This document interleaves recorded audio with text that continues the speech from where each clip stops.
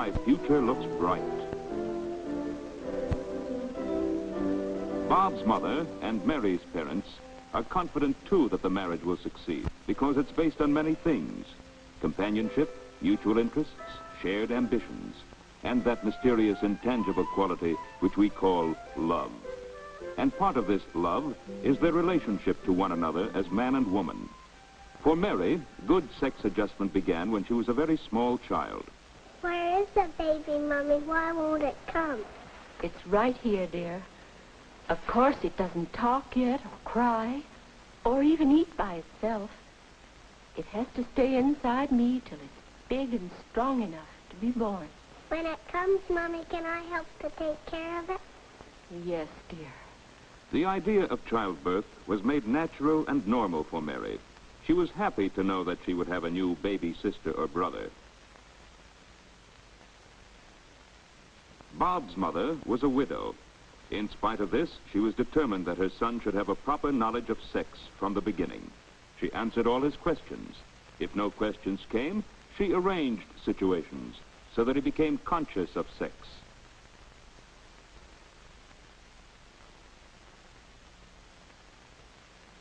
When he was little, Bob and his mother were always together, and they had a wonderful time.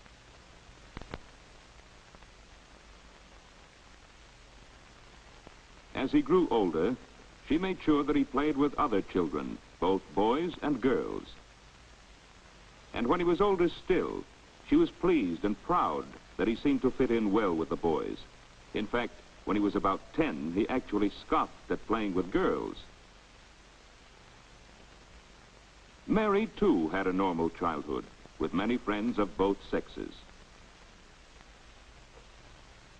But as the time for Mary's first menstrual period approached, her mother explained about the changes that would take place, instead of leaving her to pick up odd bits of startling and inaccurate information from her schoolmates.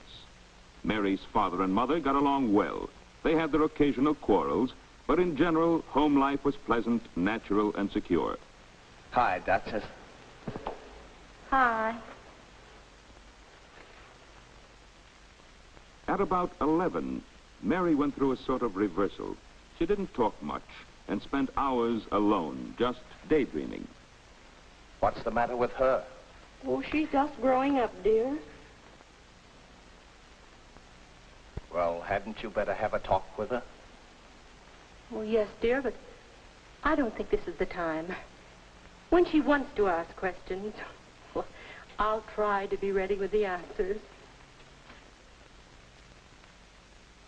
Mary's mother tried to discuss sex without embarrassment and to give Mary facts without prejudice or any suggestion of fear or shame.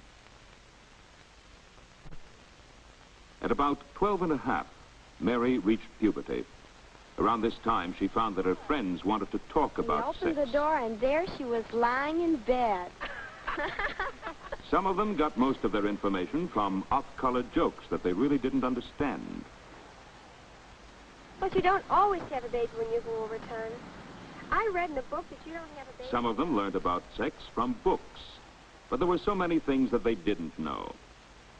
If you marry your first cousin, do you have a deformed baby? Does kissing have anything to do, about having babies? Are you afraid of having a baby, Mary? No, I'm not. Because after all, people have been having babies for thousands of years. And nowadays, doctors have so many ways of making it safe. Mother said... For Mary, the fulfillment of a healthy sex life held no fears. Sex was not something sinister to be whispered about, but it was a natural function which could contribute to the ultimate happiness of home and a family. About this time, Mary developed a sudden, strong friendship with Lucille Williams. It seemed that Mary could talk better with Lucille than with anybody. They had absolutely no secrets from each other. They were inseparable. To Mary's mother, it seemed unnatural, this continual intimacy, this concentration of affection on one not very unusual girl. Oh, Lucille, wait a minute. Ethel. We forgot about Ethel. We're going to have to bring Ethel. Oh, we don't have to bring her. You know what she's like with boys and everything. Mary, darling, you're keeping Lucille from her dinner. Oh, I was just leaving, Mrs. Gibbs. Well, bye. I'll see you tomorrow. Okay, then. Bye. Bye. Mother forgets the devotion she had for her own girlfriend about 25 years ago. Next, there was a crush on Ethel Hampton, senior girls tennis champion. Mary seemed to have a real need to be stirred up about someone. It was a transition stage from the antagonism toward boys just before puberty to the next stage of falling in love with a boy. Soon she reached that stage.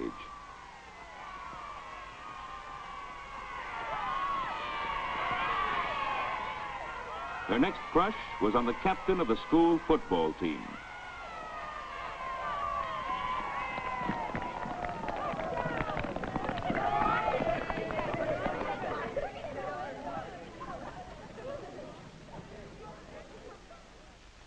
She spent hours trying to make herself more attractive, imagining herself in all sorts of romantic situations. It might be a boy. Hello? Oh, hello, Lucille. No, but it's going to be about a boy. John's going to ask me. He pretty nearly did today. The class bell rang. Yeah. Oh, he is creamy. But if Bill's going to go, too, I don't know. Bob was growing up, too. He knew about the reproductive organs and nocturnal emissions. He also knew about masturbation, but he'd read that the problem was more mental than physical.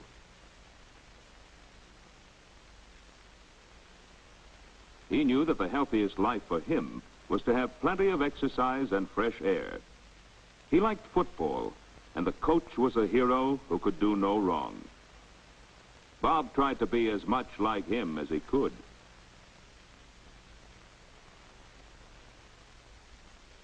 His interests were mainly masculine, and his success at sports made him sure of himself.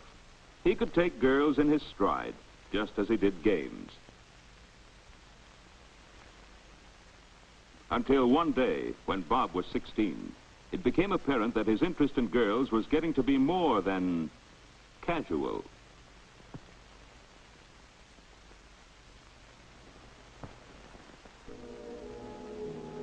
Mary and her gang were going through the hangout stage. They like to be in a crowd. When you're not sure how to act or what to say, you can hide your confusion in the general hubbub.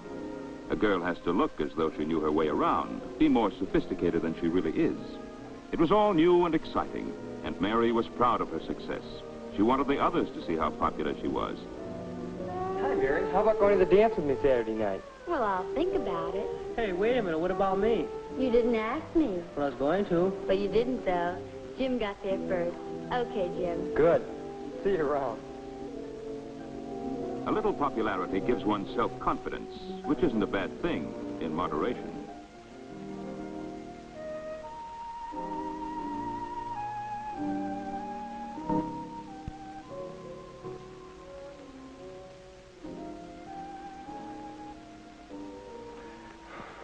I don't even know that one's name.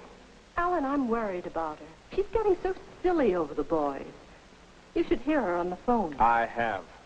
But what worries me even more is the way she goes out dancing at these juke joints. She's got nothing in her head but boys, boys, boys. She's only out Friday and Saturday nights. But I'm afraid she might make a little fool of herself. And I can't keep saying don't all the time. There's no use saying don't to Mary. It makes her worse. Isn't there any positive approach to this business of sex education? She knows the physical facts, but that alone doesn't give her a healthy attitude to boys.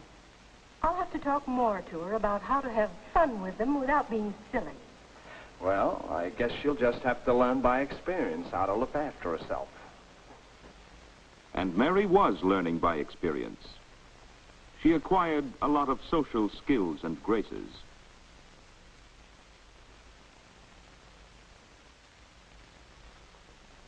She learned how other people are likely to react to different situations. She learned about herself. And by going with a lot of boys, she found out what kind of boys she really liked most. And her mother tried to help her develop sound judgment about boys, not to be influenced by superficial glamour or the opinions of others. Because her mother never seemed shocked, Mary talked freely with her. By 16 and a half, Mary had settled down to go steady with one boy, George Palmer, who was in her class at school. He wasn't her ideal, but she liked going steady because it meant that she was always sure of having a date, and she never felt left out and unpopular. Her parents thought George was a nice boy, and they were glad to know who Mary was out with at first. But after several months, her mother began to be afraid that the affair was becoming too serious. Actually, Mary and George were at the point of breaking up anyway.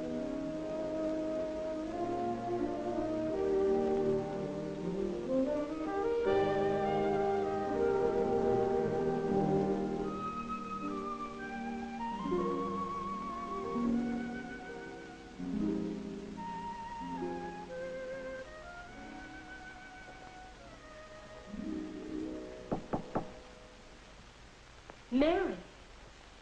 Yes, Mother?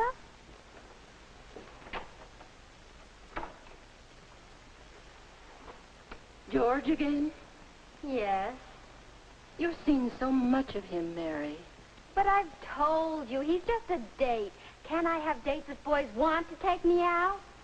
Boys, yes. But is it always going to be George? It could get to be that way, you know. And I just don't think George is the one for you.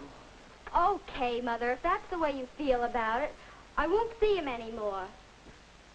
Now, will you please leave me alone?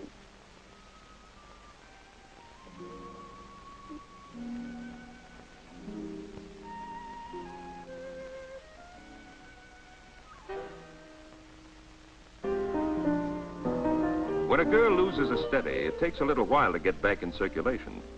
But if you want to meet boys, you go where boys are. Mary had a cheerful disposition. She was intelligent, healthy, and attractive, and she had no trouble making friends. Jack Arnold was one of the gang she had known for years. He suddenly became interested, and interesting. It seemed for a while to be romance with a capital R.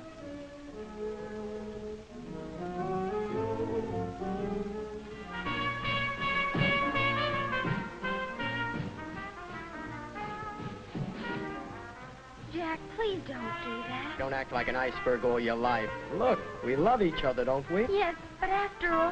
After all what? Take me home. Now Mary began to realize what her mother had meant all these years. Through her own experience, Mary was developing a sound ideal of what love should mean in her life. It was not what Jack offered. A change is coming over Bob, too. Come on, Jeannie. Time I was getting you home. Oh, why? It's early. Work, Jeannie, work. I've got exams coming up in the morning. What a party pooper. Bob had been to plenty of wild parties.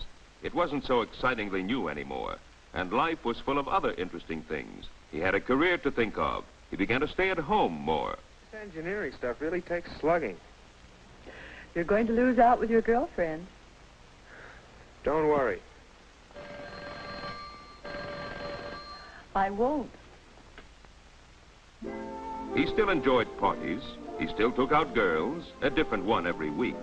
But his perspective had changed. The desperate rush to find out all about sex was over. In his case, too, early training was taking on new meaning through personal experience.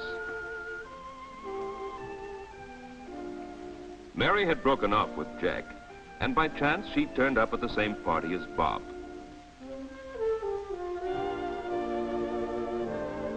When they met that first night, both had a pretty good idea of the kind of people they really liked.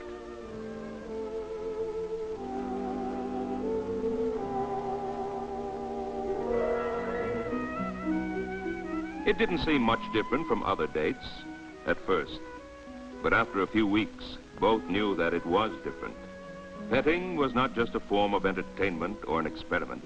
There was real affection and mutual respect. More and more, they found in each other the things they were looking for. Being together heightened the enjoyment of everything they did. They tried to be together all the time.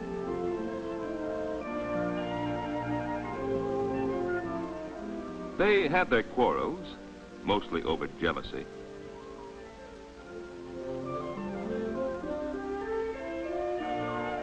But each time they knew from the beginning they'd make up. They both had a good sense of humor. They both enjoyed doing the same things.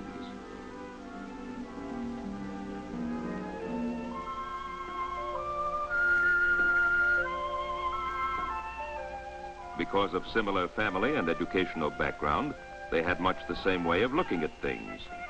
They began to know that this time it was for keeps. They were so sure that their love was deep and spiritual that at times a marriage ceremony seemed to be just a formality. Love seemed to be all that really mattered.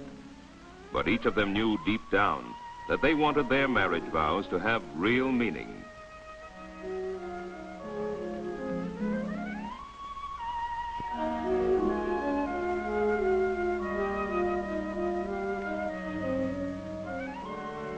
Bob and Mary had a healthy attitude toward one another as man and woman that was built up step by step since childhood.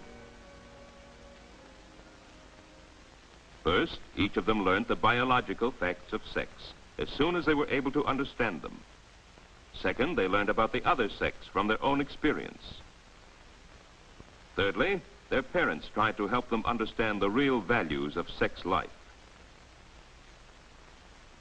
And finally, long after reaching physical maturity, they became emotionally independent of family apron strings. Now, they're on their own.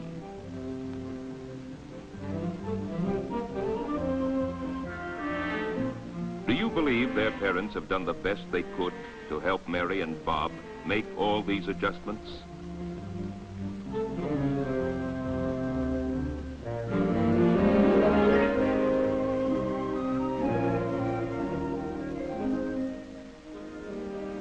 Are Mary and Bob typical of our teenagers? Have they a sound background for marriage? What do you think?